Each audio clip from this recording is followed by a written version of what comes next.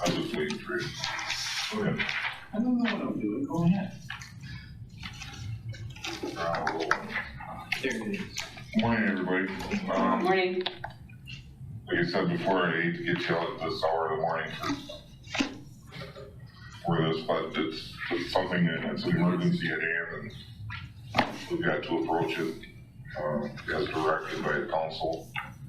And I'll be anxious to see what we come up with today. Mr. Steingrauer called me on the way here. Said he is not able to make it this morning due to commitments. He did want to share, though, that he feels that when the time comes to present our findings from today to the council, that all the commissioners be present at the council meeting to address that and back our chiefs in their efforts to move forward with this. So I encourage the same thing. In fact, I encourage you to invite your troops to come on if they care to maybe say a word or two to the council before the meeting. This is serious business, and I know what my reaction was. On the other hand, I also respect the fact that the position that these people are in and the council, and I certainly would use a different approach, but I'm not editorializing. I'm just saying 4% across the board is very difficult to do. The mayor's budget itself is $22,000 plus a ream or two of copy paper. So you cut 4% out of that budget, where are you going to get it? Then you take the big budget items like public works and police and fire, and we got to cut $200,000 for each department. Where is it going to be fair here? So, and I'm just going to preface this discussion by saying, in my mind, the fire department's already given up $300,000 because they didn't replace the 3 individuals in the department. So how much more can you bleed this? We got to go another 200, and then we're $500,000 we got to cut out of our budget. We'll try. We'll sure try, because that's what we were told to do. So. And Mike, to that end, this morning I put together a draft statement in case we need to present something to the council. Okay. Both the chiefs have put together their homework, and I encourage you to read it and go through the fine points of it for the sake of the public who's watching. And I know you had meetings with the city administrator. I talked to him yesterday afternoon. Just follow his directions. And he had some good ideas. And this local government is made up of a mayor, a city administrator, and a council. Administrator, the key point of the 365 days of the year for the city administrators to present a city administrator's recommended budget. That's what he did. Even the minute little changes that we considered at a meeting a week ago. I don't know, it's just so far that you can go. And somebody's got to dig in and make some decisions, so. Can I make a comment? Yes, sir. One of the reasons, and there are a number, that across the board cuts are a mistake, is they assume every dollar is the same. And not every dollar is the same. If we use the police department as an example, your budget's about $5 million. 4% of that is $200,000. A little over $3 million of your budget you can't touch because they're contracted salaries with a union. A city contract, I might add. That leaves you $2 million. If you look at that $2 million, there's probably $300,000 or $400,000 that you can't touch because, again, they're contracts. So the cut that they're asking us to make is not 4%. It's going to be between 13 and 14% of operational dollars. And that's unreasonable.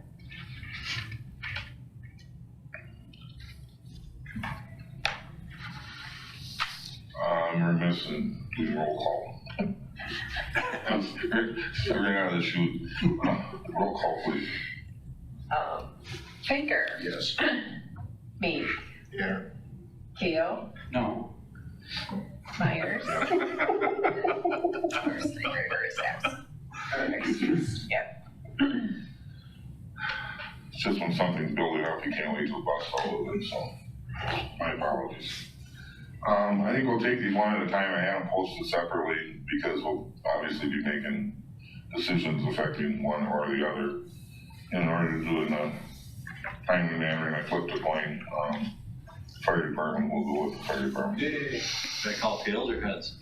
Well, you know, I got this golden horseshoe thing. Oh, gotcha. So for lucky for you, you're on my side. Good morning, y'all. Right. Just a little history. I'm just going to go back to the beginning of this whole process. We were given a 2% is the mark we were asked to hit by budget when this whole process first started. 2% increase. 2% increase. We tried to get there in our initial budget. We fell a little bit short. Went through a second round of, so we made some cuts in our initial budget when we first proposed it. So then went through a second round of cuts with Administrator Barg and Finance Department. And this is technically the third round of cuts where I think Jody and I are both on the same page. We're down to the point where the only place to cut is to cut services as far as the fire department is concerned. We were able to squeeze and push some projects back, but if I look at 4% of the protection budget, that's $114,711, and 4% of the fire prevention budget is $34,231. In total, I was only able to find about $14,500. This is pushing projects back. This is stuff that we do need. This is reducing certain items that we're likely going to have to replace in 2024. It's going to have to be rebudgeted again in the future. But so that leaves us with a really tough choice here. And I can walk through the cuts we made through fire protection and fire prevention.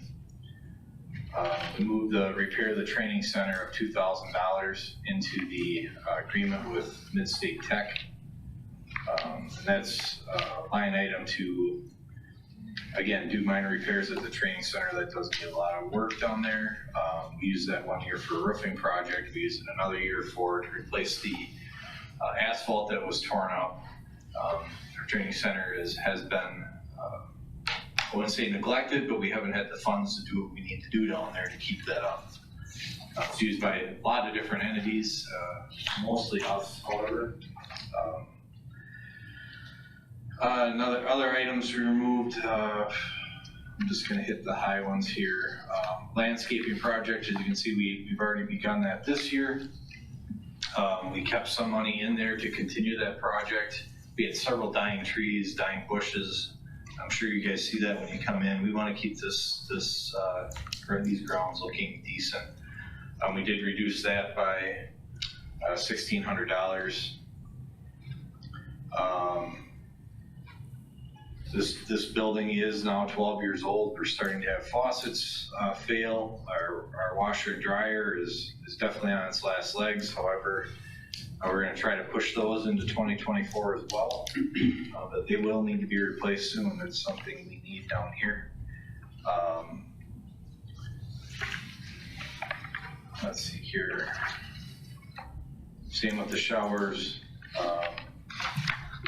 I wish we could have brought in our current rescue mannequin, our training mannequin. It's missing legs. It's in rough shape. It definitely needs to be replaced, but once again, that's not critical to our mission. don't feel that that couldn't be pushed off another year. So those are some of the things that we were just really struggling with. And they are things we need to do. However, we were trying to look at mission critical items that could, that maybe didn't fit that category that we could either, push back into 2024, 2025. So that's how we came up with the $14,000. Obviously well short of the 150 in our two combined budgets that would equal 4%. So with that being said, the only other place that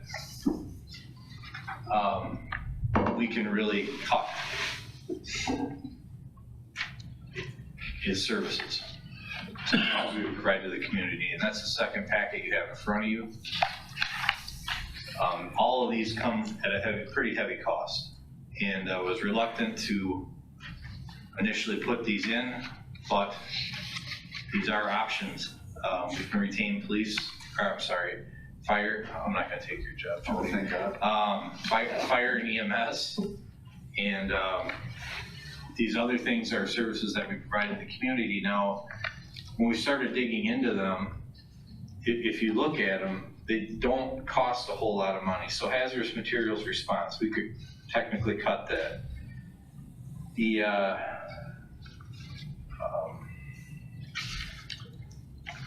I guess the consequence of cutting hazardous materials response means if we cut that program, we will not be able to respond to hazardous materials incidents that occur in the city. And there are a few that occur each and every year. At that point, we'll be waiting for Wausau, we'll be waiting for Rapids or Point to come into this community, and there's nothing we can really do without the training and the equipment besides evacuate. And that's pretty much all we'd be able to do at that point. Hazardous materials response in itself, based on the fact that we already have most of the equipment, if we were to cut that and cut the classes that you have to take to continue ed, the programs we need, computer programs we need to run that program, we'd be looking at cutting about $15,181 out of that program that would be eliminated. However, there is an annual Wisconsin Emergency Management Grant that we get annually that accounts for $8,400. So to cut hazardous materials response team, we'd be looking at a $6,781 savings. I think that for $6,781, I definitely would not recommend this, especially with the consequences that would be there if this team wasn't available to us. Let me just add something. Yes, sir. I serve on 2 emergency planning committees. I'm finishing up a term in 35 years in Clark County, and I currently also serve on the Marathon County Committee. They oversee hazardous materials responses, and without a team, and we have an industrial base plus the railroad, which in my view demands having a hazmat team present. Without a team, you are limited. I mean, this is in writing by standard. If you don't have this training, you can't go beyond 8 line. There's only so much you can do. And a lot of that is simply standing around waiting for a more qualified team to arrive. Correct. Now, I've seen some incidents that have occurred in Clark County. They've got to wait for Wausau. If you're on the other end, you're waiting for Chippewa Falls. That's a long time, especially if you have something leaking or something vented. And we have enough within this city to have leaks and to have venting situations. This is something that cannot be cut. Yeah, I have to echo, if you look at, I think a lot of the firefighters do this, we've got an app on our phone that you can, if you're stuck at a train, you're kind of bored, waiting for that train to go by, you can actually, they've got the placards on the train, you can actually punch in those placards and see what's rolling through the community, and it's scary. There's anhydrous, there's crude, there's, you name it, it's coming to the community. So, yeah, I definitely don't recommend this, but I don't know how to get to the level. And even with these service cuts, we're still not gonna get to the level, we're not gonna get to that 4% level. Can you do me a favor so the public that's hearing this can understand? What kind of response does the fire department take to a hazmat incident to help alleviate the problem and to treat people that are exposed, etc.? So right now, we can do line of sight rescues. We can go in and plug and dike and do everything needed to mitigate most incidents. We have all the equipment here. Our goal, our mission with hazmat is first, obviously, life safety. We're gonna go in and rescue anybody that may be down within that plume or that near that pool or whatever. Our second mission in the hazmat incident is to, if we have a leaking tanker, is to go in and get that plugged and stop the leak and stop the hazard from occurring. That's what we can do right now. If we don't have a hazmat team, like I said, we're stuck to evacuating people, say downwind from a plume or whatever. That's what we're stuck doing, and then waiting for a hazmat team to arrive. So we can go in and fully mitigate this incident. If they get more really complex, we're calling in a level 1 team to bring in. That'd be Wausau. But we can, as a level B team, we can already start mitigating that incident before they come in. And we're able to handle most of the smaller incidents. The more technical ones is where we're calling in Wausau. The more incidents we see around here are more of our level 2 category, so we're able to go in and take care of that ourselves. We're a joint team with Wisconsin Rapids, so they'll be on their way up as well. And I forgot to mention too that we are under a contract with the state. I didn't have time to look up to see when that contract expires, so this may not be able to be cut right away. I'd have to look into that contract a little bit more. Chief, if we cut this and we have to call on a different agency to come and take care of the problem for us, are there charges involved? Nope. No monetary charges? There wouldn't be charges to our department or our city unless the city was the spiller. So everything for hazmat related, as far as costs, charges, gets billed to the spiller. Okay. All right, Steve. Even with that aside, it would still potentially close a good portion of the downtown area down. If there was a derailment, it would affect the hospital, the clinic, all the businesses, all the residences, and we could be talking hours, days, or even longer. Yeah, depending on the incident. I remember Wyawega when they had their train derailment. I believe that was weeks that it took for those to finally burn out. Same railroad, same hazardous materials driving through. Yep. Moving on to the second page. Keep base operations at fire and EMS. We also do, I just sum this up as technical rescue. What this involves is high angle rescue. This involves confined space rescue. Trench rescue is another. This is everything else that we do. I'm sorry? I didn't understand that. Understand what? The words that you spoke. Okay, so technical rescue. So high angle rescue would be ropes and rigging if a patient were in an area and we needed to recover them from that area. It's putting together rope systems, rigging systems, 4-to-1 systems, which is mechanical advantage to lift people out of areas.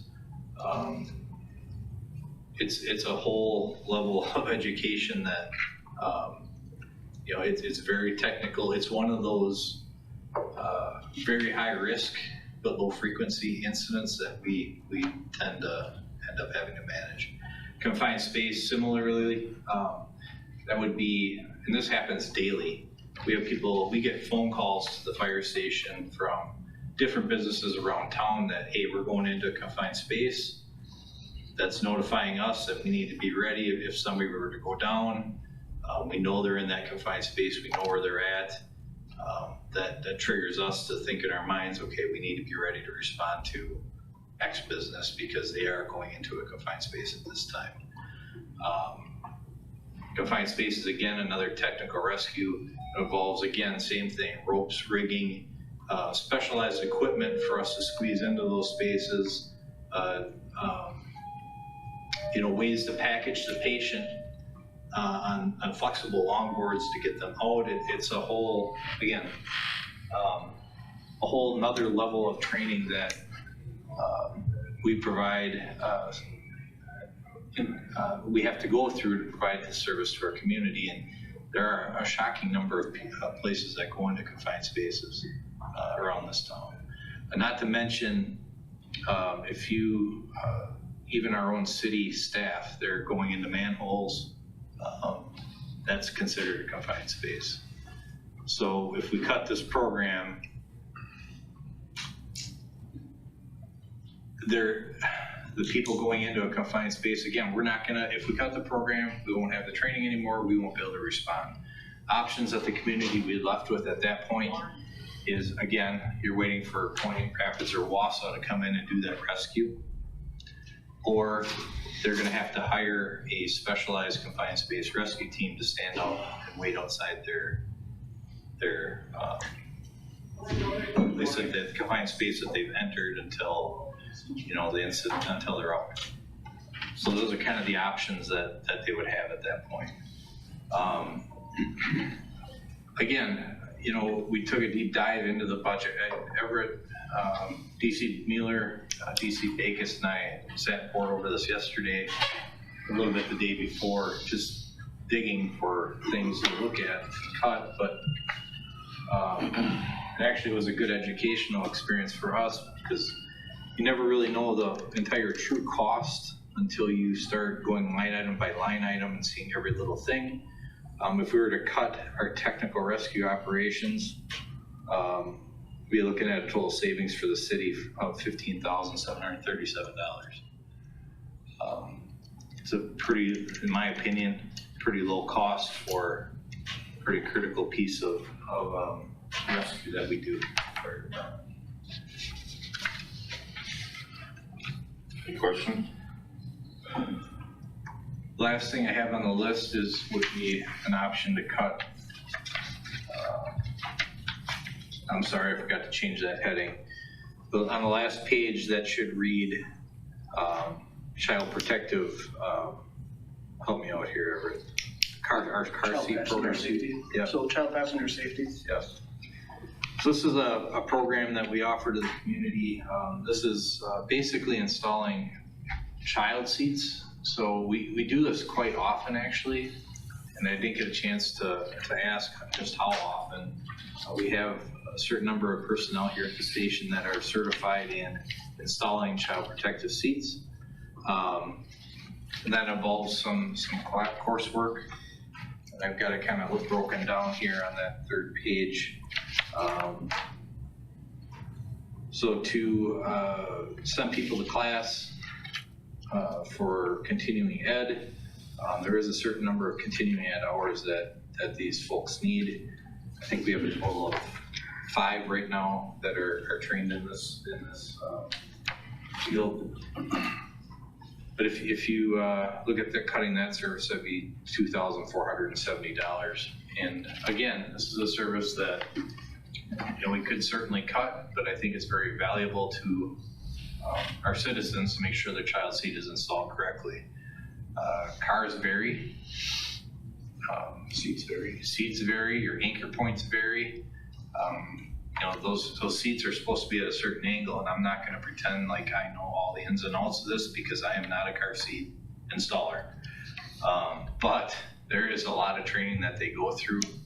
And if you're in a car wreck, you want to make sure your child seat is properly installed. So for $2,470 per year, this is a service we currently do offer to the community. Consequence of this is I believe the clinic is also doing these. However, we're here 24/7, 365. They can call us at any point, come on down. We'll have this car seat tech go out there and help them with their car seat. It happens often, very often. So I think it's a very valuable service that we provide. But, you know, for $2,470, if that's what we need to cut as far as another service that we provide, that's what we can do. So if you were to cut all three of those services, looking at about $25,000 in total, which would bring us to a grand total based on the other cuts that we made, about $40,000. Well short of the, certainly well short of the $150,000. That would equal 4%. Pete? Yeah. You say you're at about 60,000 Uh, or 40? Oh, well, then you have another 160 to go. That's gonna involve cutting staff. I don't know how else to get there. You can't cut union staff straight out. City's got a you know, all exigency, and there's also, you can't do it here. I understand. I don't know where else to cut. We had looked at CIP, by the way. We do have 2 projects in CIP right now that account for 37,000 plus 68, about $105,000.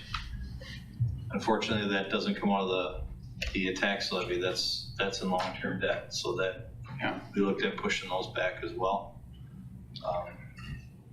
We've tried to unturn every stone. Now, we all know that there are departments across the country that went through this last round of stuff and were cut 20%, 22%, 30%.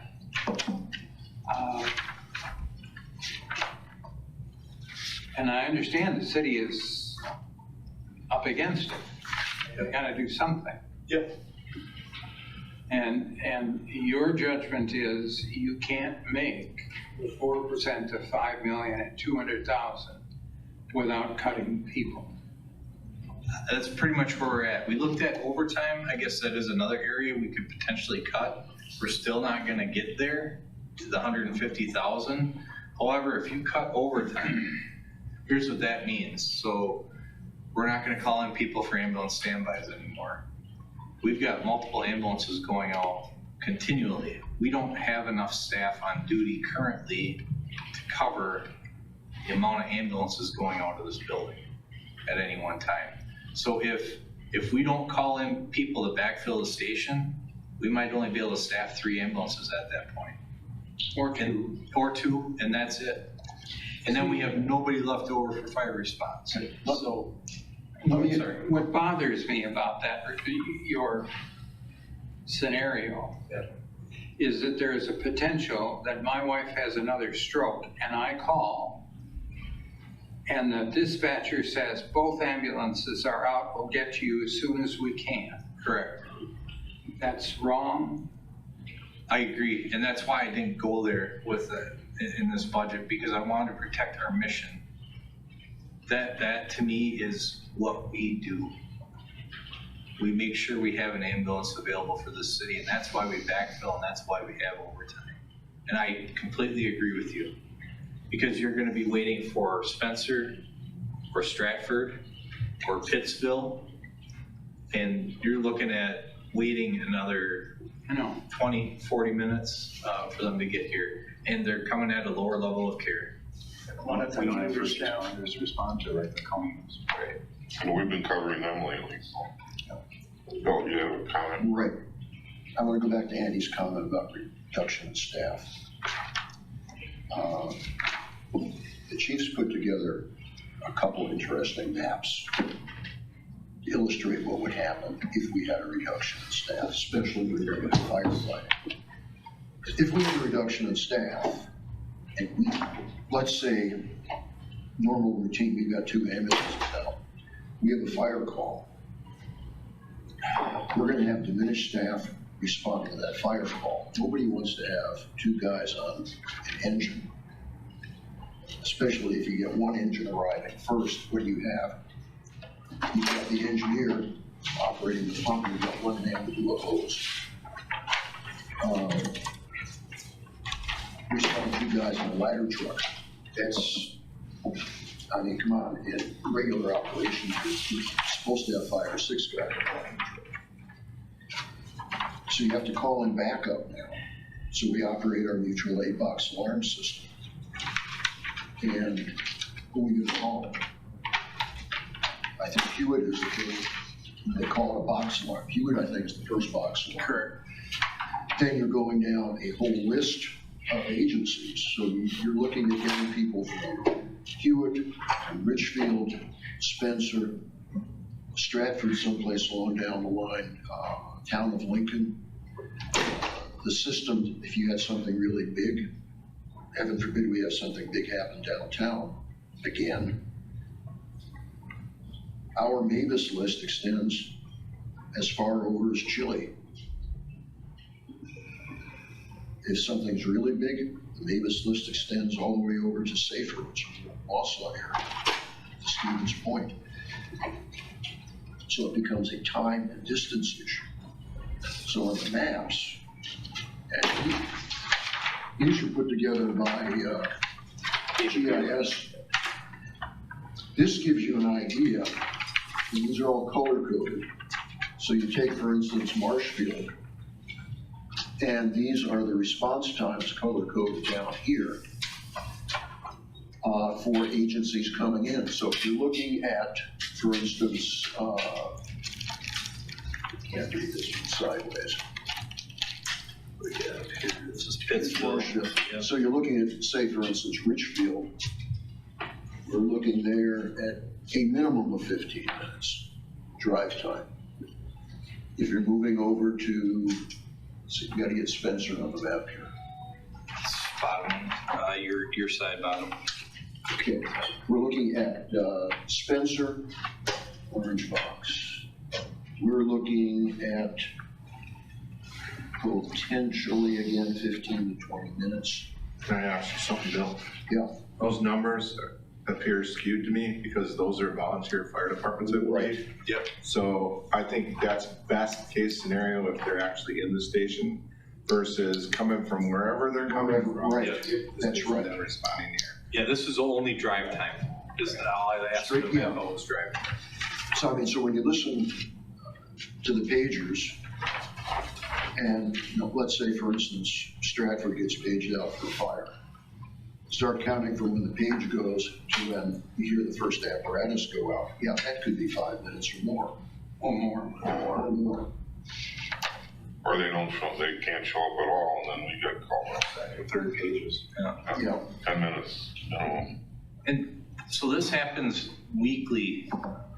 We're already cutting it razor thin with the people we have. Okay, another instance just happened this week. 2 ambulances out. We catch a fire run. Okay, so we've got 4 people responding in 2 engines to a fire.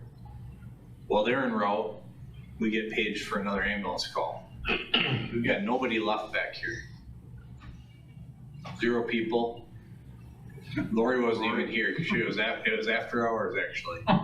So we had to divert 1 engine to respond to that ambulance call, which left 1 engine going to a potential fire. Luckily, it turned out to be a false alarm.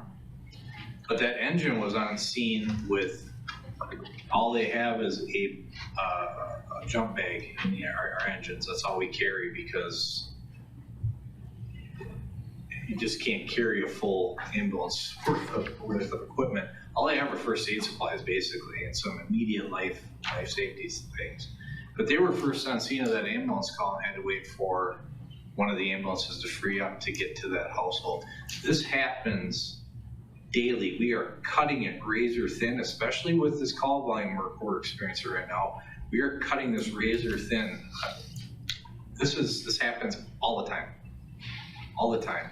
We're able to make it work, but I'm telling you, if call volume goes up more, there's gonna be times where we're gonna end up showing up and we've done this before. We've ended up showing up in a station car, again with a small jump bag to stabilize a patient until an ambulance can get there. That's where we're at. That's the truth. That's where we're at.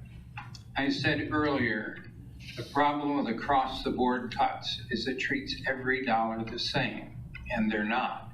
And the mayor is here, and I hope people are watching. Public safety is talking about lives. It's not, the road in front of my house is deteriorating. And not gonna be all that long, it's gonna be gravel. I won't like that, but it doesn't cost me my life. And cuts in these two departments have that potential. Across the board cuts, 4% from the police and fire is not the same as 4% from public works. Pete, when it comes to the point in time to be able to present something, that has to be stressed. There's no getting around it. I know it's happening. Yep. And it's a time where the people that make the decisions on the budget have to make that difficult decision. But at that point, it's their decision. All you can do is point out to them what the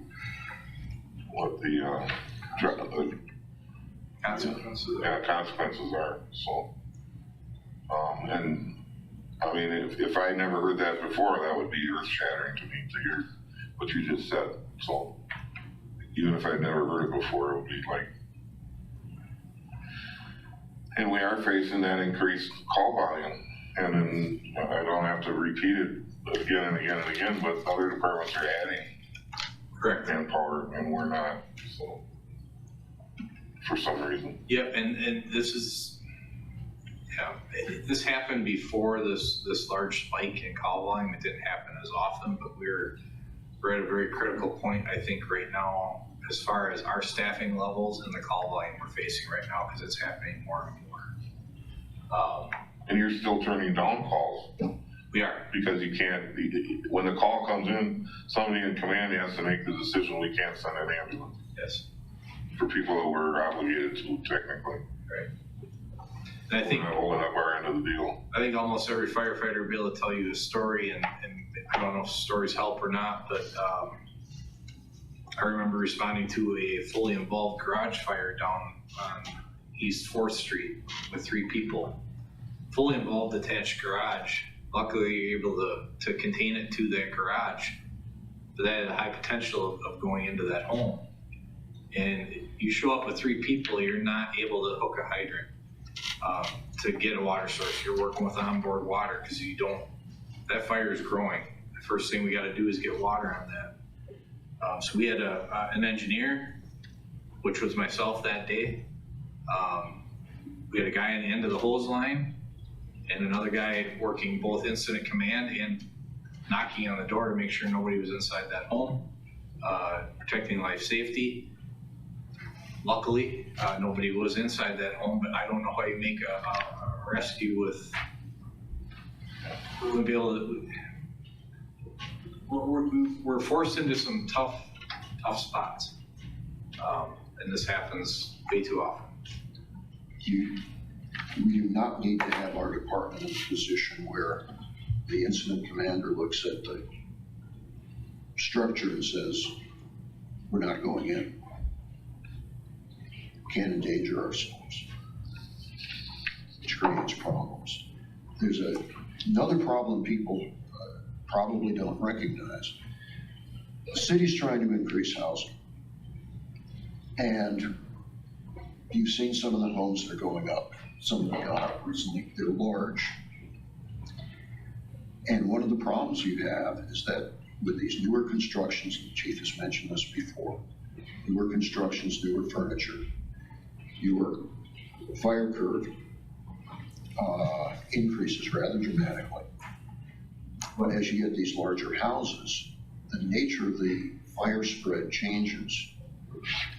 You got larger volumes of air, larger spaces through which the fire can move, and this presents a whole new set of circumstances, especially when you've got materials that are burning very rapidly. Synthetics, as an example. I want to warn against anybody thinking that this is all made to make all doom and gloom, that it's being, only the bad stuff is being stressed. This is a fact, an everyday fact of life for the fire department. Yep. Can't make this stuff up.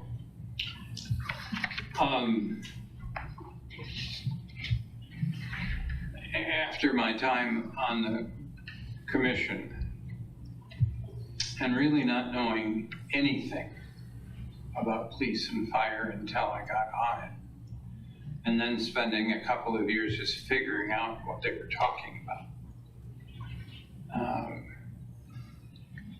I have an absolute belief that the policemen and the firemen who come to work every day have at the bottom, underneath everything, an altruistic need to help others. And I think we're really fortunate to have the police and fire departments. We do. You know, I talk to others, I go to meetings, and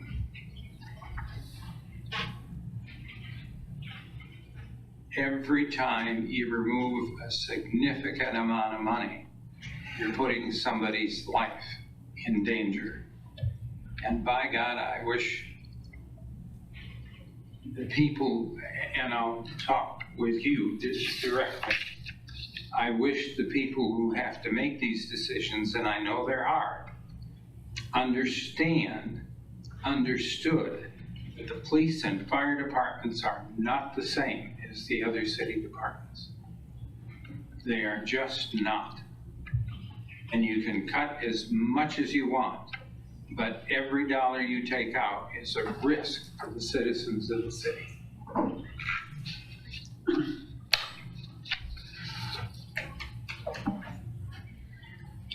Mike, do you want any action right now? Well, I was just gonna call for any action that needs to be taken on the recommendations, not recommendations, on the information given by the police, or the fire chief.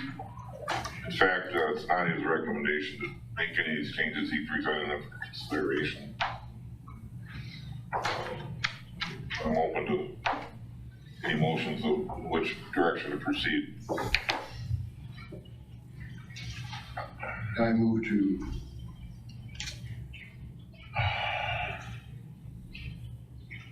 reject the budget cuts with extreme disapproval of the commission. There's a motion, is there a second? Second by Steve B. Bill did pass out a statement that, if you haven't had a chance to read it, this will probably be the theme for the rest of the morning. You want to read that, Bill? Sure. So the public can hear? Right, this is a draft. We can add, subtract as needed. The Police and Fire Commission recognizes the financial situations facing the Common Council. We are especially aware of the consequences of a decision against the city of Marshfield in the property tax legal fight with Marshfield Clinic Health Systems. Given the effects of inflation and unstable fuel costs, we recognize the need for tight budgets. The police and fire department budgets presented to the commission were considered tight by the command staffs We concur with that assessment. Further cuts present a problem.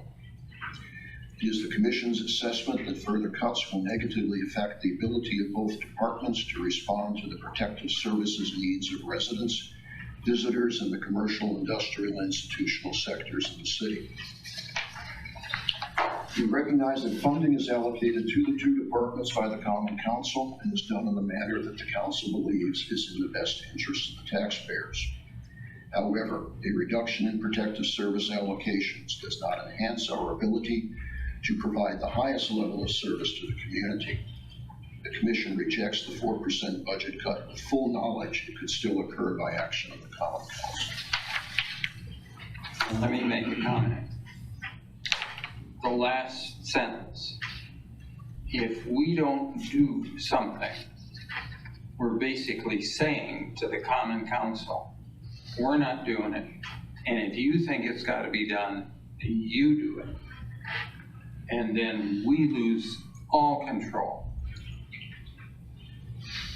They can take 200,000 out of the budgets and say, sorry, folks, deal with it. I'd like to find something that isn't quite so either or. Okay, like I said, this is a draft. Yeah, I know. But I was thinking about that even before this. If we don't do something, they'll do it. Yep. Then they're going to feel they have to. I guess I'll jump in and just say that if we direct that you need to do this before we give you the first option, then there is no other option. You're exactly right, Andy. So I guess as I watched the council as they all talked about their different ways to try to make cuts, and I agree, this is not fair for you guys, but as an overall, there has to be some kind of fairness here, no matter how bad it's going to be. You know, I mean, I sat there and didn't say anything because I was soaking it all in and listening to everything that was going on. And I've heard people talk for the last couple of days about things. I wish there was an easier, better way, but I don't see it, unfortunately, as I look through everything myself with all the action in the city. Again, I think they're just trying to be fair, but yet it isn't fair. So, you know, it's a double-edged sword. Yeah, well, I've thought about this since this all came to be Tuesday night, and the two chiefs and I met right away at 8 o'clock Wednesday morning. And in the meantime, I met with city staff and the administrator. But you know, for me personally, and I think probably each of the other commissioners, is that we're given this one responsibility, and it's to look out for the needs and everything of the fire and police departments. It's my responsibility. As much as an alderman feels that it's their responsibility to look out for the taxpayers. And woe is me, there's gonna be calls that like, you know, you fixed it. I'm not fixed it. I'm not as concerned as some of these people are about being it's a cliche. I mean, I take that seriously, my responsibility. I'm proud to be part of these two departments. And I hope that I can continue to provide my services in the future. But with that responsibility comes making a decision that's going to affect lives. And unfortunately, we're in that business to look out for the lives and the property of people. And I don't put off public works because I know how important it is. One of the biggest complaints people have is the streets. Well, you know, like Andy said, well, maybe next year my street will be gravel. But it doesn't affect my health and well-being, that of my family, or Joe on the street. Everybody's treated the same when the call comes in. And they're treated in a professional manner, an educated manner, and people can't complain about the quality of service of the two departments. And I'm proud of that too, because we've had a hand in it with the recommendation of the departments, the chiefs in particular. I think there is a difference, and I think that first of all, my reaction to 4% overall cut was I gave a scenario before. What are you gonna cut out of your budget? And just like I said, it's fair, but it's not fair. So you know what, Yeah, No, it is Yeah. not fair. no, we're just trying to It is work not up, fair. and It is an easy way out. as give an example of a different way to do it. And I did it. I talked the talk, I walked the walk. I was a son of a gun at budget time. I thought budget is the most interesting time of the year. I got into the budgets, you know, and I take a different, I had to ask questions, and I'd recommend that maybe the department would make changes. And if I was wrong, okay, but I had to ask the question. They're not asking these questions, they're about a mile ahead above it, looking down on us saying, you know, maybe we'll try this, or maybe we'll try that. I've said before that if we spent as much time as we could on, as much time as we do on this budget as we could be spending on improvements or innovations or things to the departments to increase the efficiency and proficiency of these departments, we'd be on a whole lot better, or with our time spent doing that than it is what we're mired in the mud here. So I can understand. I've been in a position where the budget is just a terrible thing, but I think there are opportunities out there that they refuse to take advantage of. And I'm not digging in. I don't think any of the commissioner, I'm not gonna speak for them, I'm not digging in. I understand their plight, but at the same time, I'm responsible for what comes out of these two departments. And our decisions are, I don't want it to come back and bite me, because when it does, it's gonna be because somebody was endangered by the decisions we make, and I don't care to be in that position. Ever. Speak on something. I continue to hear the fairness statement come up. The fire department's already given 3 positions up. That's $300,000 right there. We've come up with additional fees. We've come up with additional permits. We've come up with additional funding sources. We've tried to do everything we can from our aspect. We've tried to do everything we can, and we continue to talk about these things. We brought the things up about referendums. We brought up special fee assessments. We brought up all these different things. And the other night, we heard at the common council that we can't bring a referendum forward because we can't fund our services. So we continue to watch these things. We've put everything on the line. We're already down. Our personnel are getting tired. They're getting very, very tired. You look at them in the eye. Every single morning they come in here and they keep dragging themselves in here. And they're gonna start having accidents. They're gonna start having more injuries. We're gonna start having all kinds of problems that are gonna start to pop up over time. So as I look at this, I mean, I see that we continue to talk about the fairness statement, but we've already given up a lot. And I don't see that being taken into context. I don't see any other departments where they've given up personnel. So, and I'm not asking for people to give up personnel because I understand how vital they are in the city, but I don't think that's being reflected as to what the department is actually dealing with. So that's my statement on that, but I just wanted to speak. I want to add to that too, just a little bit, and I appreciate that.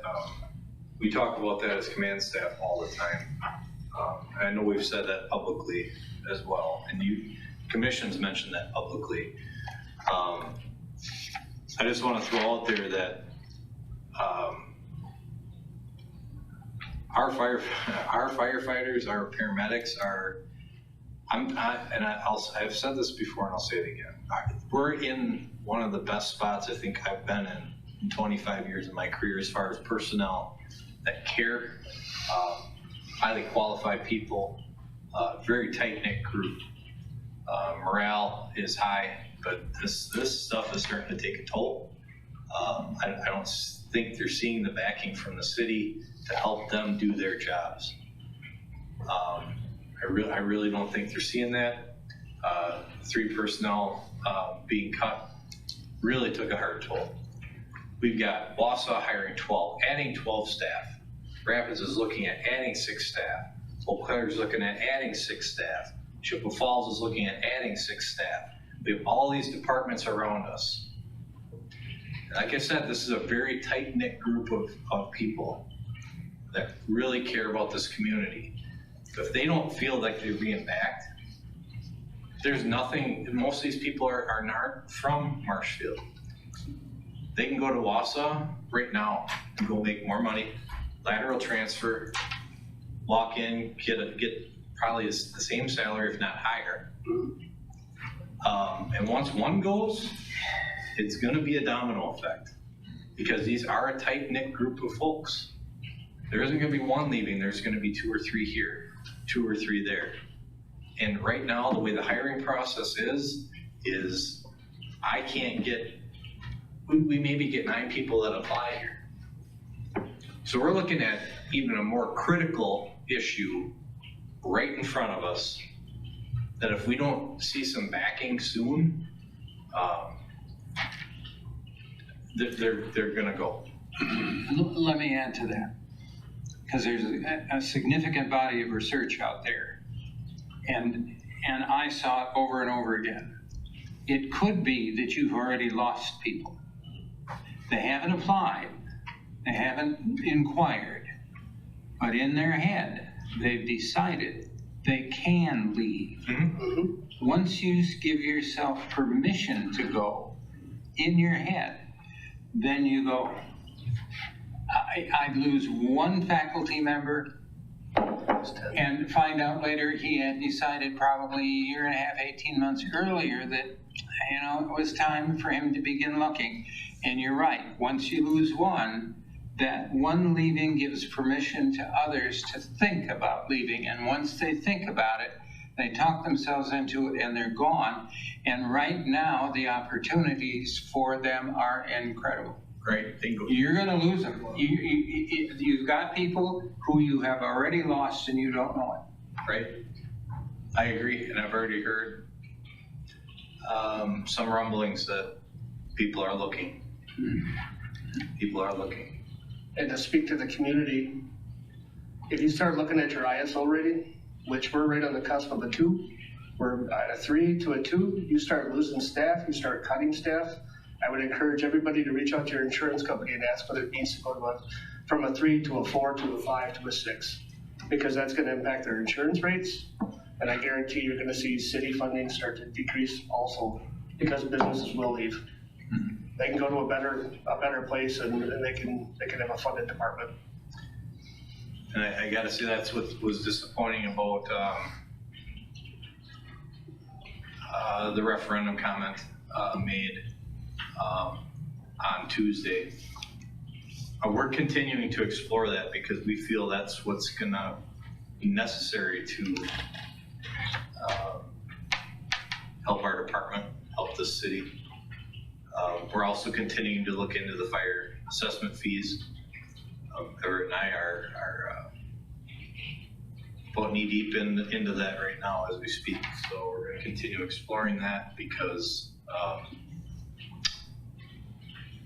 as Commissioner Panker pointed out in his memo here, we understand the financial situation, we get it, we do. But we need to find a source of the funding to fund public safety. So. Can I just, Pete, as long as you mentioned it, and I know why, but for the sake of the public, where'd you come up with the idea for a referendum? At the League of Municipalities conference. Actually, we had thought about that before, but going to the League of Municipalities, it seems, talking to a few folks there, that's the only option that's left on the table, due to the fact that statewide shared revenue, state funding sources, the state isn't sharing their money like it was designed. In fact, they're decreasing it over time, and money is going more into the state coffers than it is coming back to communities. So there's very little left for communities to do, especially with the tax levy situation and being only able to levy off of net new construction that it's not making. All communities are in this. Can't make ends meet. And you're familiar with other departments that are considering the referendum? Yes, Chippewa Falls is actually going to referendum this month, Claire. let's see, there were 12 of them on that list. That was, I only looked at public safety, or actually, I'm sorry, fire departments. I didn't even look to see if there are any special ones out there. It was just police. There was a whole list of them. I just did a keyword of fire. I think there were a dozen communities out there right now, this year going forward. I don't know about next year. Removes the council from the equation. Pardon me? A referendum would remove the council's control. And as you realize, there was only one gentleman who made that comment. Yep. The other 9 and myself did not jump on that. Correct. So this is one person out of the 10 of us, and that I understand, yeah. And granular municipalities too, we were hoping we were gonna find some answer, which would have been better than this, but the cards that are dealt is how we have to play our hand, correct? Agreed. Unfortunately. And that's what we learned, right, on that Correct. session, is that this is kind of what we're left with right now. Right. And we're not unique. We're all in this same boat. Correct. All Only a communities. half an hour, unfortunately. Correct. And that's why, you're seeing so many communities move in that direction. Yes. And we aren't taking issue with you. I know that, Mike. As a leader of the I know that. council, Yes, sir. maybe they're crying for direction. Very possibly. And again, like I said before,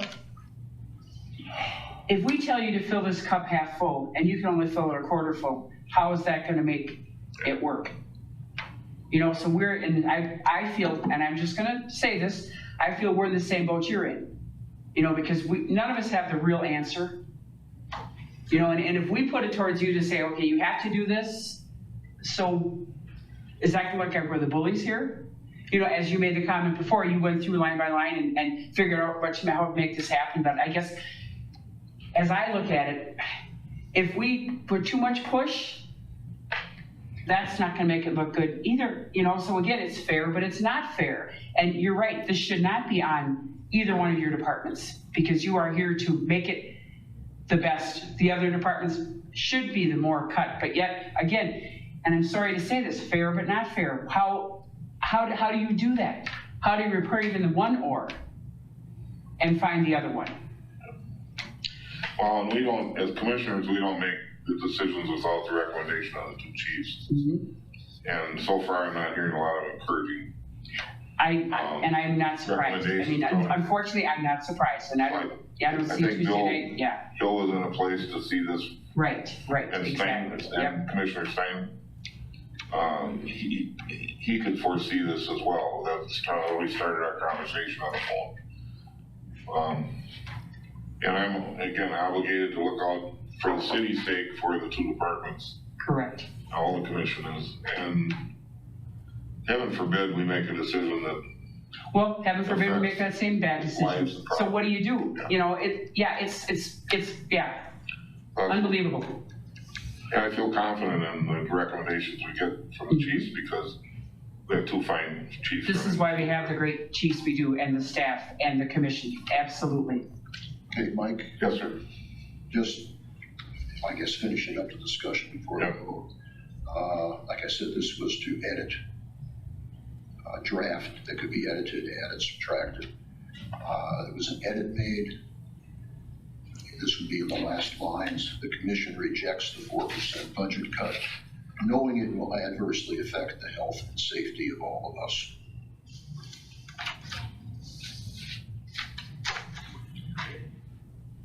Now, again, I try and put myself in the position of an older person on the council who is left in a situation where there isn't enough money. I mean, there just flat isn't enough money anywhere.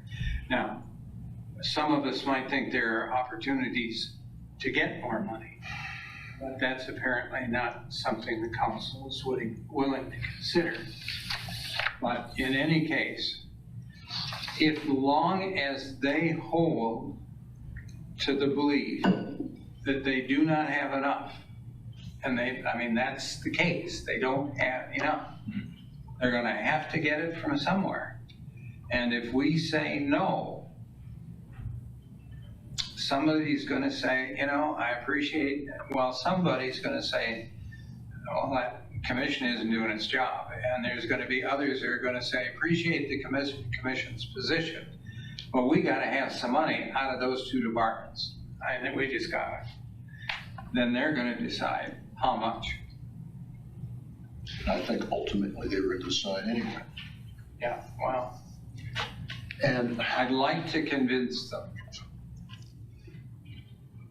It is not fair and not fair. It is not fair. It is just flat not fair. And I'd like to convince them that the police and fire departments aren't the same as everything else in the city. Visitors and Convention Bureau? Jesus. Sorry. But, I don't know really what else to do either. I'd like to get all of the council in a room and have them listen to you guys. But we don't have a mechanism or a system that allows for that. Well, except the statements that have been made all the way along, but other statements that can be made Tuesday night at the meeting. You can only hope that you can get through to some of them. But it's a tough position to be in, but in the back of my mind, I'm thinking is every avenue been exhausted for revenue? Has, you know, really? I mean, You know, we have what? You know, it's like reliving a nightmare. I was put on a committee at a university, and the president said, I want you to look at every academic program in the university, and that was about 300 of them. And when you're done, I want $5 million freed up so I can invest in new stuff. Where do you get $5 million in a university? You close programs. So I got to sit across the table from a guy and say, your program and your faculty aren't important enough to keep. You go. That's ugly. I mean, it's just ugly. But sometimes I understand it has to be done. But I wish they would understand that not every department in the city is the same. Some are far more important than others, and our charge as volunteers is to represent the interests of the citizens in matters having to do with the fire and police department. I just looked at it, it's on the back of my little card. I wrote that, and I took it from legislative language. Maybe my job is to call every council member and say, I'm carrying out my responsibility as a member of the Police and Fire Commission, and I want to talk to you. I don't know. My job is to represent the best interests of the citizens. And I think what the council has done has absolutely ignored that. It's all dollar bills, it's not their safety. Drives me nuts. See, and I don't get worked up easy. You use your temper, don't lose it. Yeah. And who said that? Commissioner Keel. Who said it first? I don't know, you're the first time I heard it. I'll tell you who said it. Dolly Parton. And I don't lose my temper, I use it. I thought it was wonderful. Well, so you know, I have reached out to each of the aldermen myself, and especially as encouraged as I was after the meeting on the clinic contract, ambulance contract. I thought a light went on in 2 or 3 of their faces when we were discussing that in the closed session.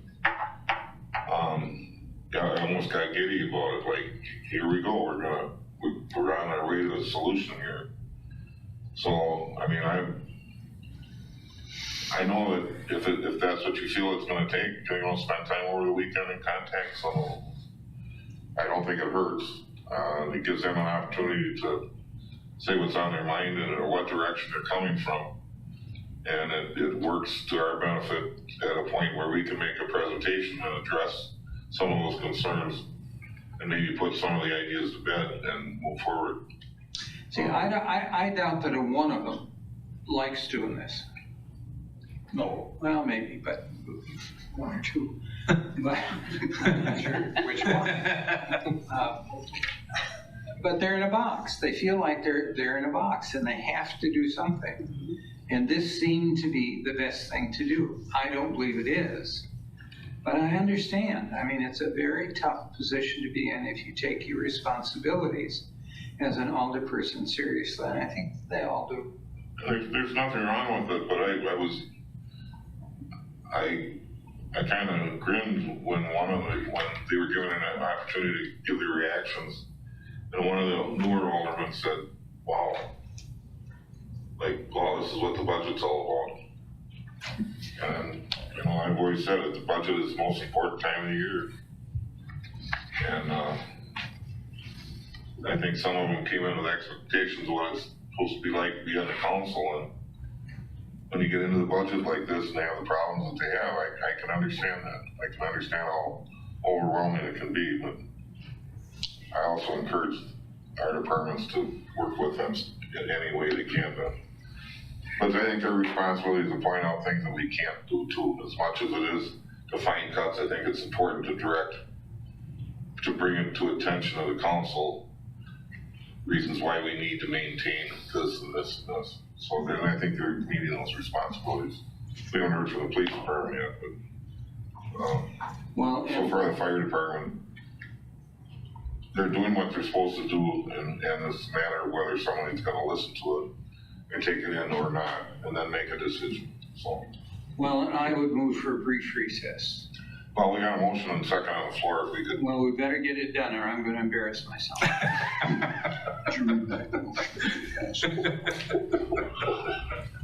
Motion is to reject the budget cuts with extreme disapproval of the commission. With extreme disapproval by the commission. By the commission. You've heard the motion, and we have a second. Roll call, please. Hanker? Yes. Meek? Yes. Keel? Yes. Myers? And then would you like me to present the statement at reports from commissions, committees, and boards? Yes, if you would, please. Fine. Next meeting. Yes. We'll take a short break. However long it takes. Take a reasonable.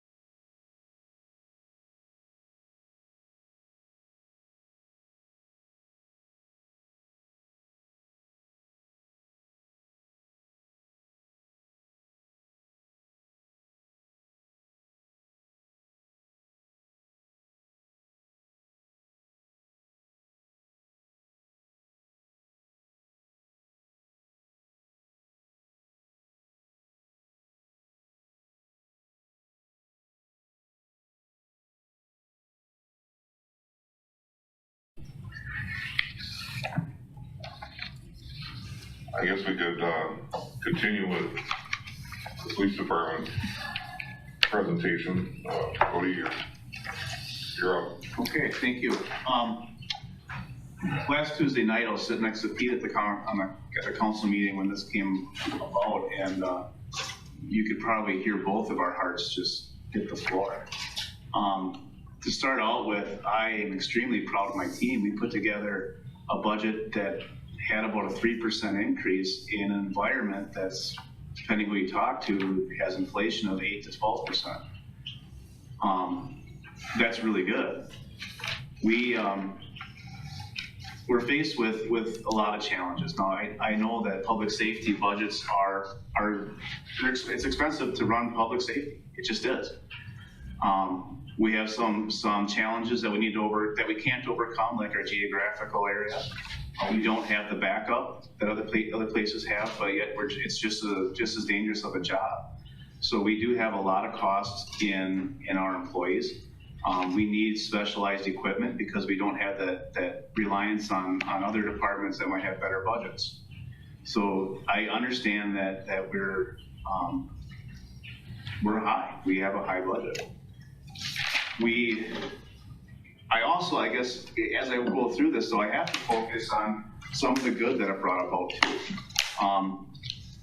It forced us as a team to go back and look line by line through the budget that we proposed, and a couple of things came to realization. Now, I didn't get anywhere near the 4% that we were asked to do. I don't know that I can do that. I don't think I can do that. But when I look through it line by line, I think that I verified that we came in at a pretty flat rate. We're not trying to fluff our budgets at all. And I verified that. Now, I also did see some things that we had in the budget that we could put off a year. Some of it's not comfortable, but could we do it? I think we could. There's some cuts I think that we can push off, and so we'll go through that. As we move forward, though, I need to say that, and I know that Pete had looked at it the same way. My focus, and I believe that our job as a police department is to focus on the citizen safety first, and our officer safety next. And so the cuts that I looked at was to do the best I could to not sacrifice, number one, safety of the citizens, and number two, safety of us. So I did not focus on things that I thought would directly be related to that.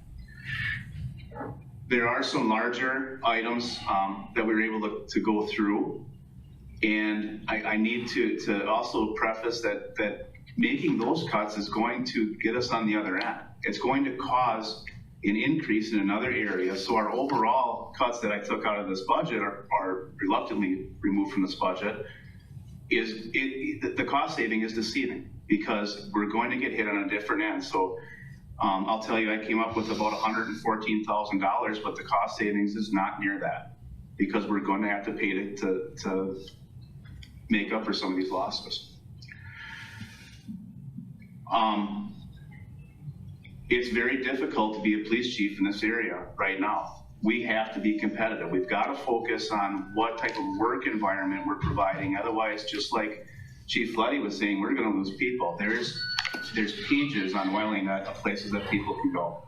There's lateral transfers everywhere, and any chief or sheriff in the area would be happy to take one of our guys or girls who are well-trained, motivated, and great officers. So we have to, I also tried to focus on being able to provide an environment where we can recruit and retain our employees. Otherwise, we're going to be in a world of hurt. That being said, I'll move into what we found. We are anticipating a retirement. Well, first of all, I want to say I focused only on law enforcement budget. I have three budgets that we look at as law enforcement, ordinance, and crossing guards. So the ordinance budget is run at bare minimum right now. And this is an entity that's, I believe that we have an obligation, a city obligation for animal control. They also take care of parking, which is a revenue source, and they take care of a list of other things such as garbage complaints to appearance of buildings and grass and all of those things. That entire budget is $181,000 and some change for 2 employees, and which the employee cost is $141 of it. And then another 17 is in contractual obligations for mostly through maps, which is a requirement. So there's not a lot of wiggle room in that area. Crossing guards. We're a police department. Our responsibility is safety, and these are the kids that are coming from the neighborhoods around the schools. It's not that we're catering to any of the neighboring jurisdictions. These are our kids going to school. I think that's our responsibility. All but about $1,000 to $1,500 of that $80,000 is to pay the crossing guards. If we don't have them, we're going to have to find it somewhere else. If I focus on the citizens, say we transfer that cost to the school, it's the same cost. It's going to come out of a different pocket, but it's not going to save the citizens anything. So I left those 2 budgets alone. We are anticipating a retirement next year. I roughly estimated the cost of a new officer with wage and benefits to be around $80,000 plus or minus. If we hold off on hiring, I cannot go down in staffing. We have 40 sworn. I don't think I can go to 39 and have service and safety where it's at. But we have worked short, and to put off a year is a possibility.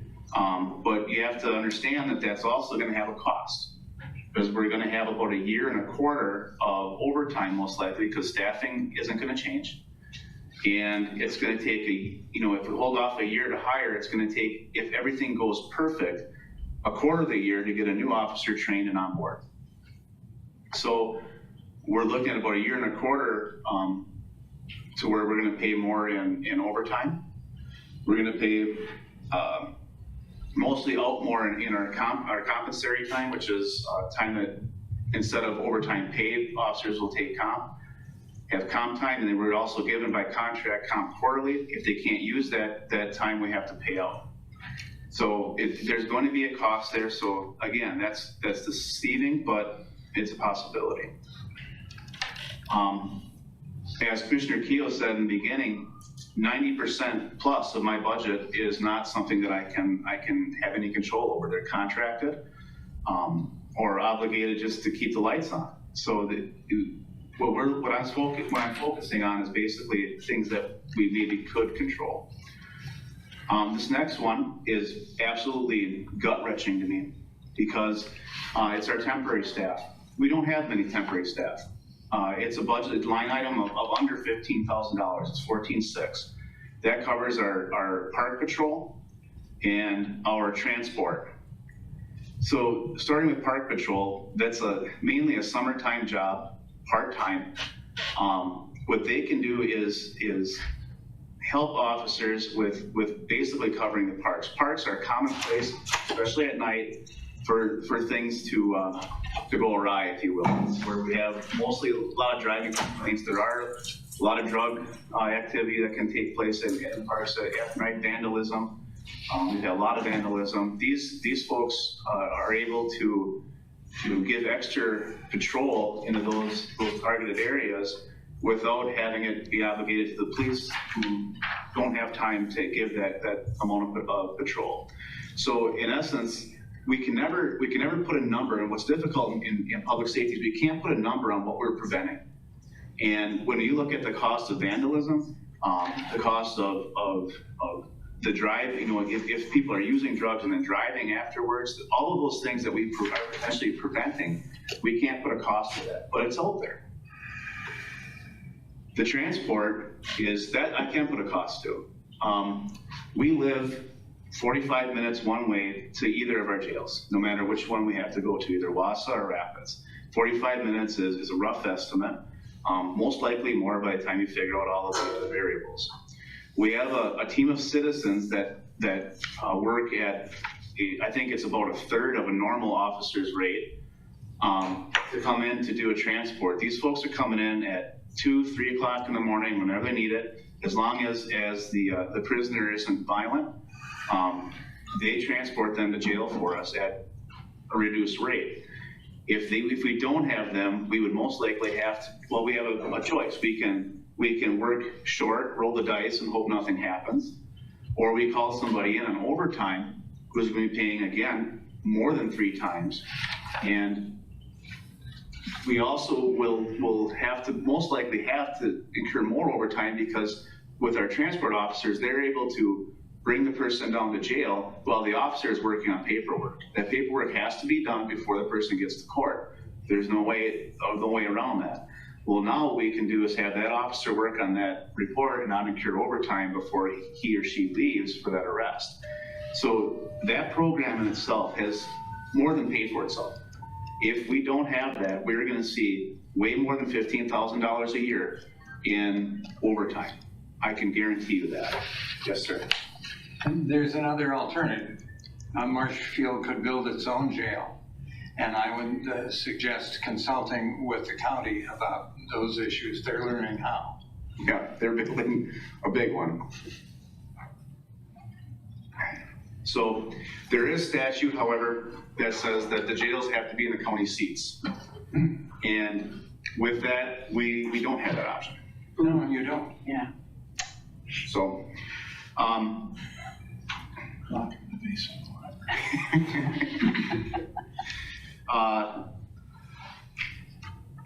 you have to excuse me, I'm just kind of going down and there's line items up here.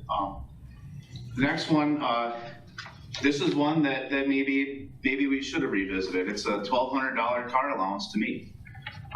This has been in the policy or for the chief of police that they have a $1,200 vehicle allowance for decades. But it's okay. You know, it's what I would end up doing is if I use my own vehicle, I would most likely charge a city back for the federal rate, or I just grab a vehicle that if one's available. So $1,200 that could be out there. Gym membership. So we've had with the job function test, since the job function test, we've had a gym membership available to our employees. And the cost is like $15 a month per employee who use it. So it's not, it's just basically whoever wants to have the gym membership is $15 a month. This gives officers the opportunity to prepare for the job function test, for general wellness, and everything that, since I can remember, that Marshfield's promoted. We took the initiative to do it. And at a cost of, a cost of $15 per officer or per employee, I think a month is pretty reasonable. It does equate to about $2,700 a year in what we budgeted for. But in this environment, understanding the parameters that we're in, is it something that we could live without? I think we could. We have a gym in the basement that people can use. I understand that the benefits that we are giving as far as creating a great working environment and providing wellness to our employees may not outweigh the position that we're in. As a caveat, though, this is a huge recruiting tool. When we talk, there's a different environment entering the police forces now than when I went through. We have very, very physically fit-minded people that want to get in, and having a gym membership is very lucrative. And they understand the cost that they're paying right now for their own gym memberships. So that's big. The other two things that are tied to that line item is we have our health and motion, it's our physical therapy, and we also have advanced wellness, which runs our job function tests. Starting with health and motion, they have I believe saved us money in the long run, because if we have some injuries, some aches and pains, well, they haven't become injuries yet, Ben can address those before they do become injuries. We have that service has been utilized by a lot of people. I believe it's saved us in comp time, or not workers' comp time. We also have those who do have some minor injuries that require physical therapy. They're allowed to do much or most, sometimes all, of that physical therapy without leaving work. So they're not getting undressed out of the uniform, going up to the clinic, going through the therapy, get back, shower, dressed, and go back to work. They're able to do all that right in-house. That saves us a ton of time, because again, staffing's an issue. It's just really been a good benefit for us. Also with the mod rates, with the workers' comp and insurance rates, that service also helps us in that area, as does the gym membership. Advanced runs the job function test. Tracy Toffner is the one who developed the test. We have to have an independent person because of HIPAA.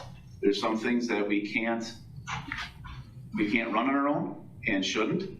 And so we would have to hire someone anyway, and I can't think of anyone better than the one that developed the test. So I think that puts us in a good spot as far as logistically and liability wise. I think that's a good investment. So I left those two in that line item. There were some cuts that were made ahead of time. One here that I'm just reminded of is there was $5,000 cut from our educational fund, which is our college and master's degrees.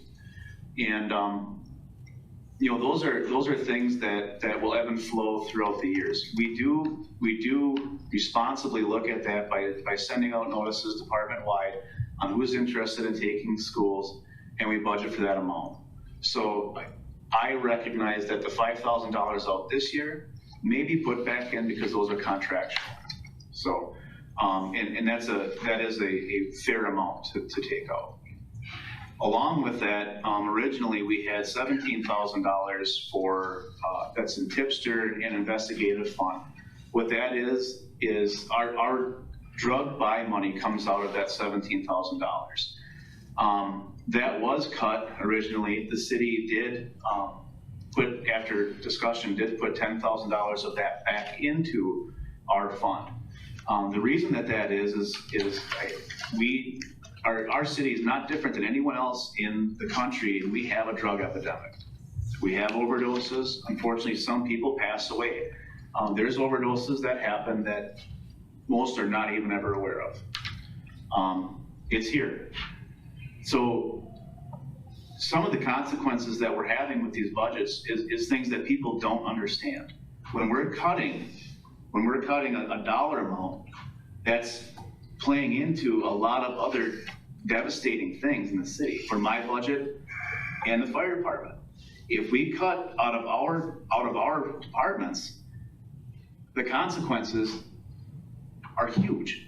And so now we're in front of the cameras explaining why we can't get a handle on our drug problem, why we've had X number of deaths in a fire, why we can't respond to a car crash, a stroke, a heart attack.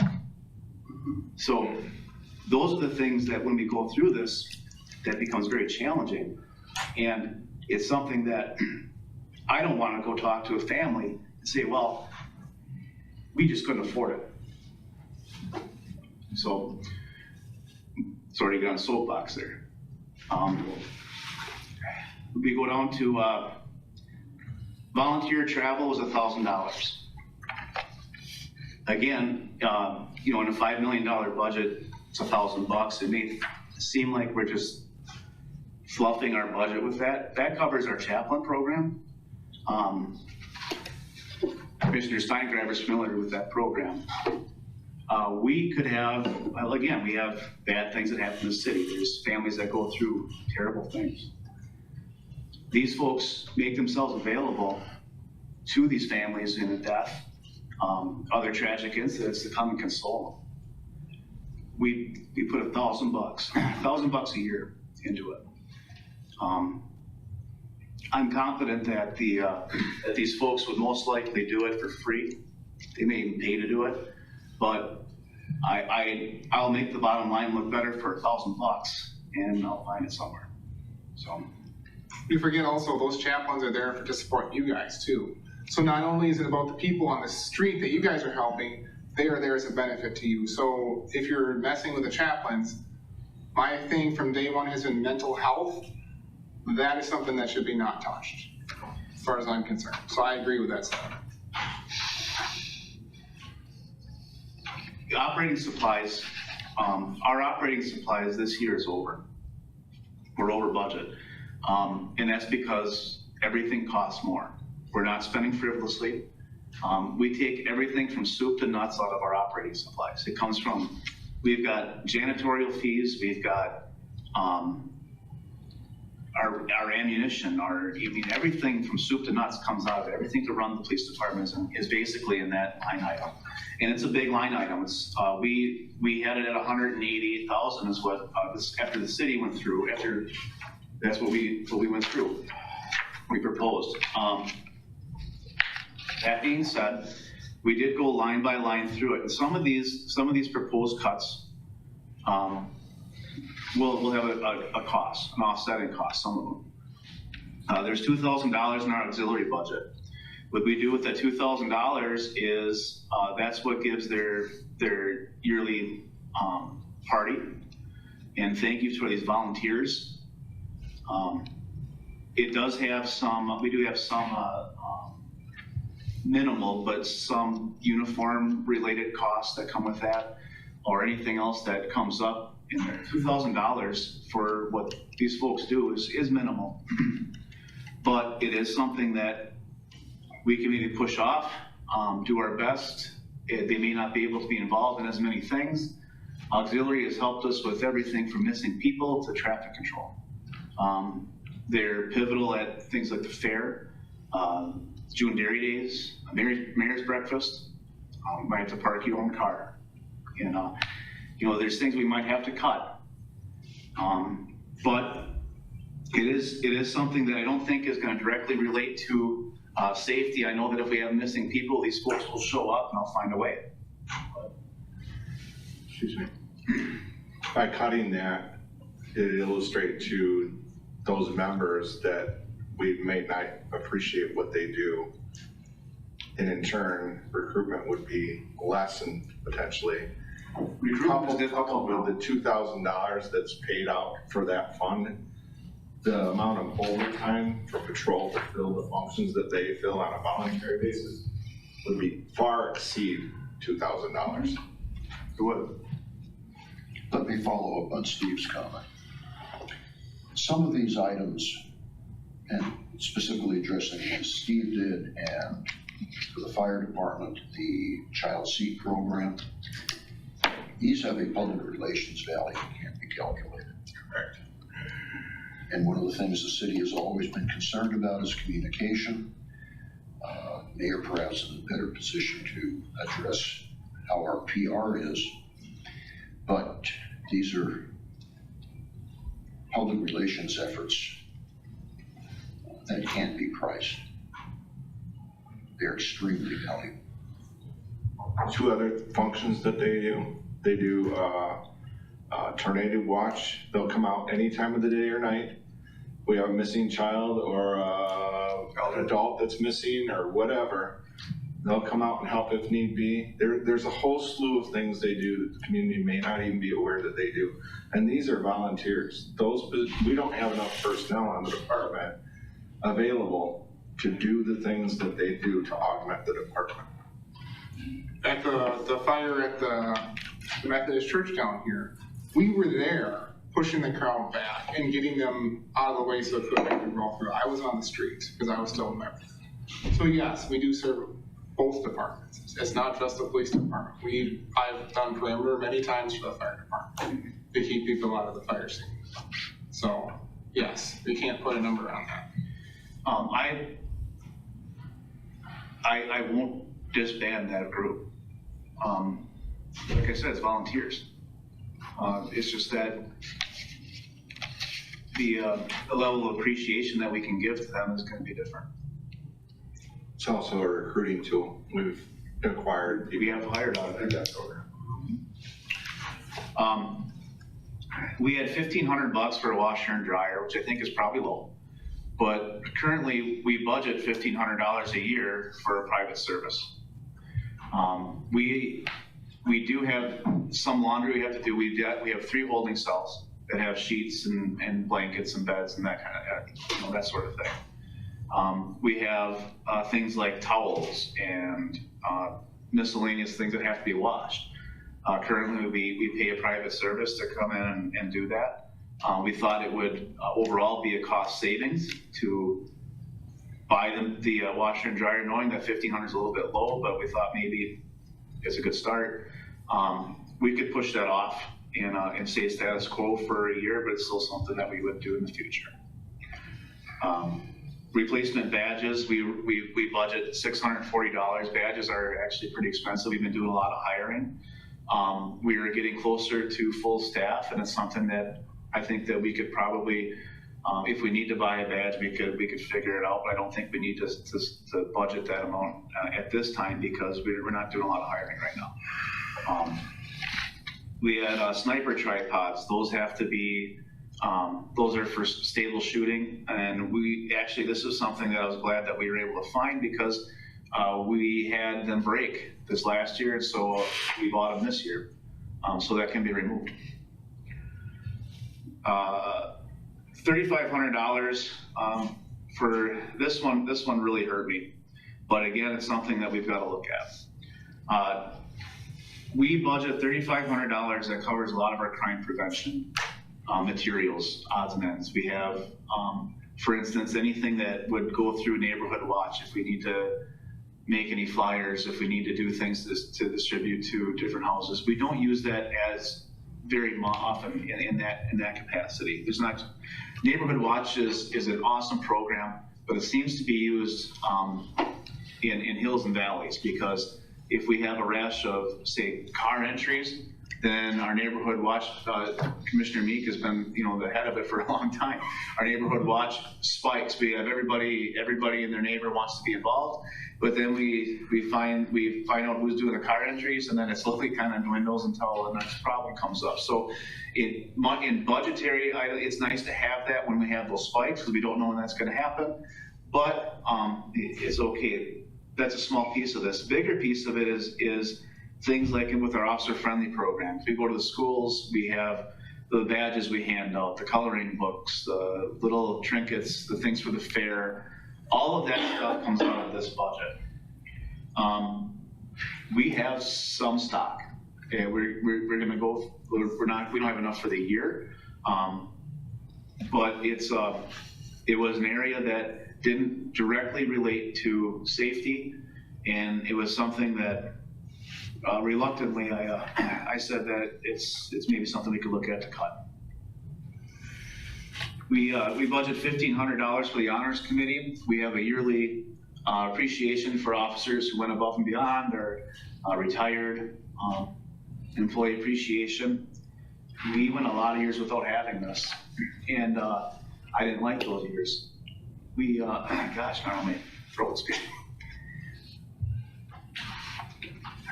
We have a team of people that really do a good job, and it's nice to yearly recognize them every year.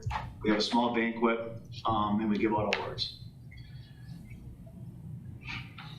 But if I can't put money towards auxiliary, I didn't feel right. Excuse me, I didn't feel right putting it towards us. So that was another thing that we looked at. And finally, we've got, Commissioner Meek might remember, we got a couple of defunct water fountains down in the basement that don't work, and they're disgusting. And we were gonna upgrade that into a decent water fountain with a bottle filler and everything so that we would have a water fountain.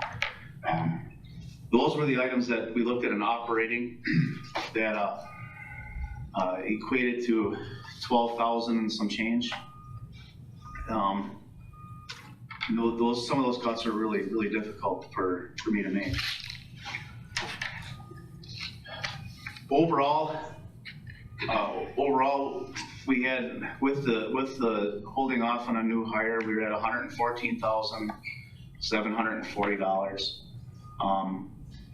of deceptive savings at best. And I will open up to questions. Go ahead.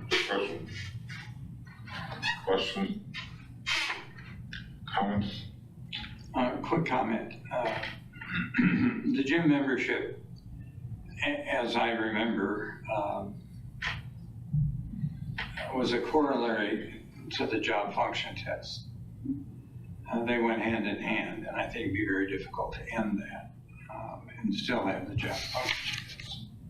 You need to give them alternatives to meet the requirements. You know, and as you talk about the drug money, the way I've described it to people is that what you really want to do is arrest the seller.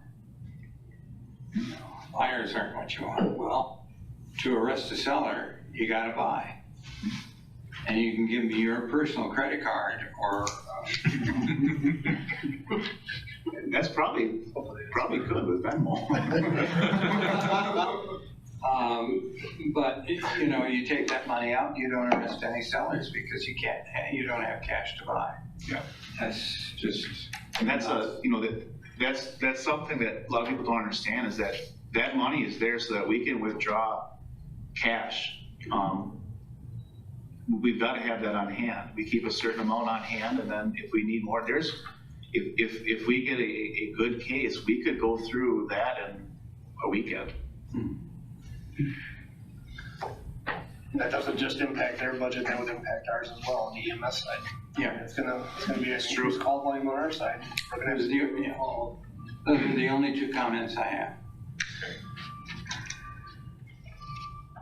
My comment is the one I've been saying for several meetings now, and which is basically in a more reformed version what I will say on Tuesday night at the Common Council meeting. I encourage us all to be there, because these guys should not speak alone.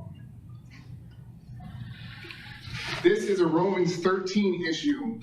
The government is there to restrain evil and say good job to those doing good. That right there is what government has to do. Not build anything else that's fluff.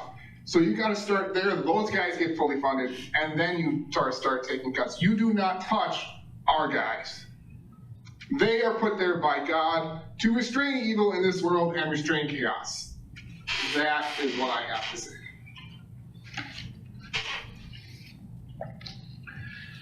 I move to You feel reject. strongly about that too? Oh yes, I will say something much more polite than that, but that is my basic text. Yeah, no, that's fine. I move to reject the cuts. I second that motion. We have a motion and second to deny the cuts to the budget as presented by the police chief. Is there any discussion on that?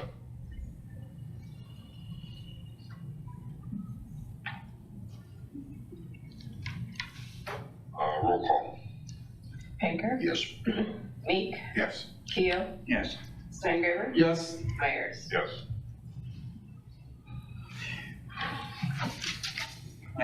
Thank you for the presentation. Brian, please. Yes. Yes, sir. Just so everyone knows, I will not be there Tuesday night. Okay. Early Wednesday morning, I finally get my new knee. Finally. Oh, praise the Lord. Work on it. Okay, that pretty much ends the discussion on recommended changes to the departments. And I don't say that jokingly. I've got one question Yes, sir. of the commission. So, is there a preference in how Pete and I relay this to City Administrator Bard? Or is this something that you want to relay? Or I want to make sure that we have an accurate message related to the city, that we're not trying to be, well, whatever you guys want. I think that I talked to Steve and Bart, and I know that you'll have an opportunity to meet with him again before this comes to the council. Maybe. I think there's not one planned right now.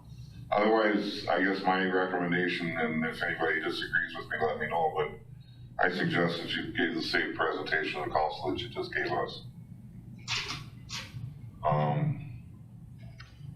Again, somewhere along the line, it's got to open some eyes maybe answer the questions that they hadn't asked yet, or reservations that they might have, because they need to make an informed decision. And I think by presenting what any possibilities would have been for either department will help make this decision easier for them, I hope. But there's nothing hanging out there. Except for manpower, and I don't think they wanna go there, and I don't think we wanna go there. I mean, I should say it the other way. We don't wanna go there, and I don't think they wanna go there. So, this isn't, again, adversarial, it is cooperative attitude. They now have the information that this can't be bled anymore. There's a good point to be made that by not budgeting for the 3 additional people that are vacant right now in the fire department, and to be asked to cut another $200,000 from that department is $500,000 for crying out loud. I think you can't make it bleed any more than that. I feel that we've done our duty as commissioners, and the department chiefs have did their duty in making these, and their staff, making these points and giving their recommendations, and the commission, I guess, in the 2 motions that we have, reflect to the council where we stand. Chief? Another quick question. We're required to submit our proposed cuts in a spreadsheet that was designed by city administrator and finance department.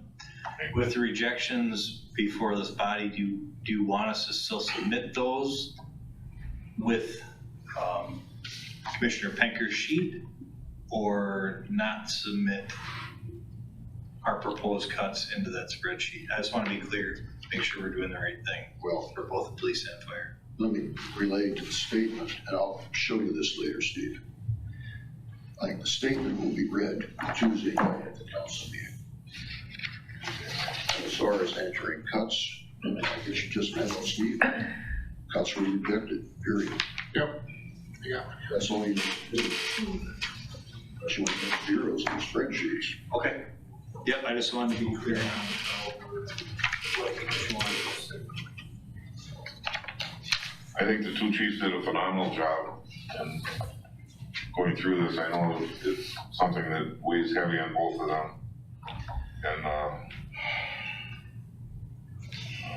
And they took their responsibility seriously. Let me ask a question. I am troubled by the word reject. And I've just been looking up synonyms and antonyms. Would it have the same meaning but less Confrontational? yeah, that the commission finds itself unable to consider? Yeah. Let's embrace it. Let's embrace it. Yeah. Yeah, I mean, again, we're going to this non-adversarial. We're trying to be a team with the city. Say that if I again. am.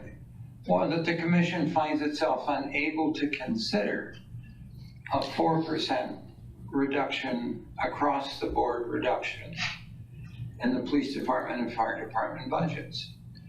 Commission finds it. And now, you know, this has to be, I think of it in terms of advanced organizer. You gotta get people ahead of time prepared to understand and think about what you're giving them. So we as a group have to find a way to talk to Steve Barg, to Jennifer, and to the council members, and saying, you know, we're not ignoring, we're not being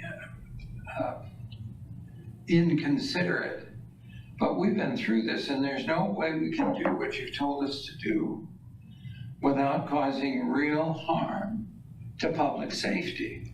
And so we're telling you, we just can't consider this the way you present it and you've given it to us. Okay, That makes sense? That sounds really good, actually. Okay, let me go through the last paragraph then. We recognize that funding is allocated to departments by the Common Council, and it is done in a manner that the council believes is in the best interest of the taxpayers. However, a reduction in protective service allocations does not enhance our ability to provide the highest level of service to the community.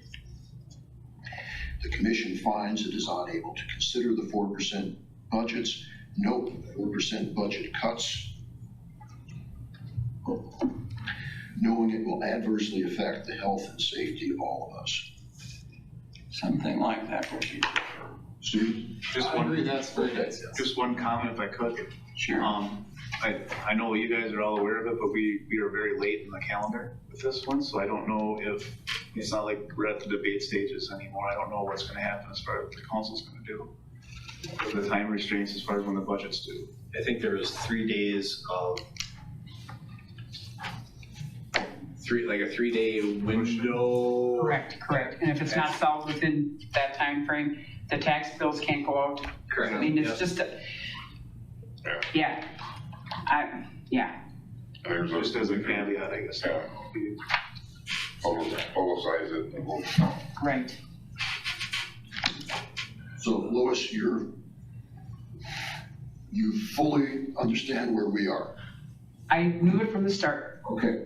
This is why I'm with you guys, okay? This is why I come to meetings emotional, because I am here with you, and I hope you all know that. And I have a lot of respect for both of your, and Steve, I understand where you're coming Yeah, from. and I'm not directing comments. I know that, and I realize that, yes, sir, but thank you. And I'm very, very happy, and that's probably not the right word, to see how things are playing out with the departments and with the commission. Without you guys, okay, when I took this job on, they told me I had to call the commissioner who was up for re-election, and my husband Gary and I decided that the first year out, I need to keep everyone there that's been there, only because of all the situation, because I don't know what's happening. I was just new 2 weeks. So why wouldn't I ask Steve to step back in? You know, people are ready. You cannot believe this, and in 2 days said, I know a better person, I know a better, it's like, how can you say that? Because these guys are doing this. You know, maybe in a year from now, we can find somebody that maybe wants to step up to make this happen. But at first, it's got to be the core group. And this is what we have, and I'm very proud of this. And we know the citizens are also, and so are the council. It's just, again, I'm sorry to say this, fair or not fair, that's not even the right words, but it's tough all the way around. So again, you know, the respect is there because I feel I get it back, and I am very proud of that. So then Lois, this will be presented Tuesday night. Yes, sir. Reports from boards, commissions, and committees. Yes, sir. Comment. I just want everybody to know, I can be known to be very confrontational. It's not something I flaunt, but I have in the past. And in 44 years of being in public service, I can honestly say I probably was once or twice. But this is, by no means, I had a choice of 2 ways to approach this. One is dig in, demand that this not be considered, but I always see more benefit to being in a cooperative frame of mind when it comes to something this delicate and this complicated. And I think that we can go a long way yet with coming up with a solution if everybody's in the right frame of mind and everybody's everybody's willing to cooperate and to try to come to an end. Work out best for everybody. It was a little tugging and pulling at first because I think I left the meeting immediately the other night thinking 4%. Here's across the board kind of stuff. I know that doesn't work. And but cooler heads have prevailed, and I think this meeting was very worthwhile. I think it served to educate the public and following it. And then the presentations we make Tuesday night will open some more eyes, I hope. One of the things that I learned the hard way a long time ago, the commission by statute has responsibilities. The council by statute has responsibilities. They're related, but they're not the same. And we can have significant differences. But there is a hierarchy, and I keep reminding myself, we have responsibilities to the departments. The council has responsibilities to the city. And when it comes to money, they're premier. They have to decide in the best, what they think is the best interest of the citizens of the city. We may think it is awful, but once it happens, they're the boss. Now, our job in representing the best interest of the city is to convince them to think our way. You know, I mean, really, it is. Well, to make an informed decision based on facts. Yeah. Them's the facts. Okay. Taking a lot of your time already. Are there any other questions or comments before we adjourn? I'm 12 or 13 years on this commission. This is my third term. It's the best group in all that time, as far as representing the citizens of the city and meeting our responsibilities. It's the best commission. I can say, and this sounds like whatever, because y'all are my bosses, but I've been in here 5 years, and this is the best I've seen it. So I appreciate all your backing and all the involvement you all have had, and I know our department members feel the same way. So I appreciate every one of you. Just like to say thank you for coming into the shifts as well. That means a lot to them. Oh, that was fun. And I asked a question of the last group I didn't ask of the first two, and I wish I had. Of all the things you could do, why did you choose to become a firefighter? And the answers were astounding. What were some of those answers? There was a theme to them. It came from all different directions. And almost all of them talked about somebody they looked up to. An uncle, somebody that mentored or whatever. But the theme in all of them is that they wanted to do something that helped other people. It was very, I mean, they were very strong in their presentation. Yeah. Answering that question. It was, yeah. And in that group, and this is special to me, in that group, there was a woman, small, not tiny, but not very big either. And she volunteered in responding to that question about how she has, since she came here, been treated as part of a team, and how they have worked hard to find ways for her to accomplish what she needs, even though she is small and not as strong as some of the others. And the guy sitting next to her piped on, yeah, she's our confined spaces specialist. Excellent. boy, we can use you. But she clearly felt like she was being well treated, being part of the team, meeting what she felt she needed to do in her life. And that's just one example of what I keep reiterating, that we are in the best place we've been in 25 years, and I don't want to lose a single. Yeah. Yeah. We are in really good shape right now. I can guarantee if the city fights for them, they'll fight for them. Yeah. They all swore an oath, and they'll all follow that oath. You know, and I wanted to do that, and I didn't do it, and I didn't do it for a whole bunch of reasons that were not good. But one of them was I didn't feel like the chiefs were comfortable with commissioners doing that. But you seem to be okay with it. Yeah, totally agree. Yeah, please.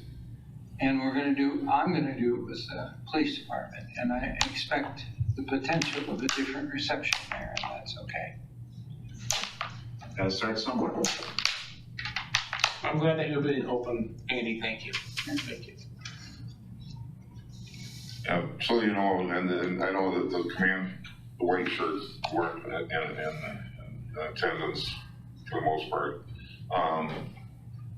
But giving us that opportunity to meet with them uninhibited, was good for everybody, and especially the timing is especially, and Bill had done it a month or so before us, so, it serves to keep the line of communications open. Absolutely. It develops a certain amount of trust, I feel, back and forth. Absolutely. And I couldn't think of a better group of people to stand behind, and proud to be part of making decisions to make things best for them. Yep, if you guys wanna do this quarterly, biannually, monthly, let me know, get you in here. And even some of those white shirts, I mean, Deputy Chief Clements was in shorts and t-shirt on his day off, helping you guys tackle the budget yesterday. So Yes. they are here more than there's a need. You know, that's not a bad idea. Maybe we should meet informally with the white shirts, one or two of us at a time. Sure. Just to hear what you've got on your mind.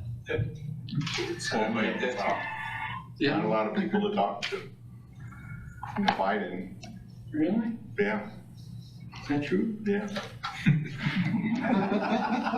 Of course, sometimes we end up with a smaller group because there are calls that happen during meetings, but they were in a hurry to get back here apparently, because they joined us again before the meeting. Of course, the meetings took quite a while, but Good. like Andy said, we got nowhere to go, as long as they got Wanted to, time to meet with us, and we have ideas and suggestions and input, we're there to take it. Yeah. We do the same thing when the police department drops off our package, at least I take advantage of it. Said this before, they drop off the packages at our house, and I can read the name tag and look at the face for 5 minutes, and I can meet a new person on the department. But one the other day, the latest one knocked on the door, and by the time I got to the door, he said, I gotta go, I just got a call walking up to your house. So he said, I'd like to talk, but I can't, he got in the car and he drove away, so. They look forward to it too, which I appreciate. It gives you a little one-on-one time. see, I can't go to the door. Have to put pants on. Thank you. Wow. Well, thank you for doing that. With that, we'll adjourn. Having no objections, well, we're adjourned, so Andy can go relax a little bit. Thank you, everybody. I can't thank you enough for all that. You know, if you're known to be confrontational,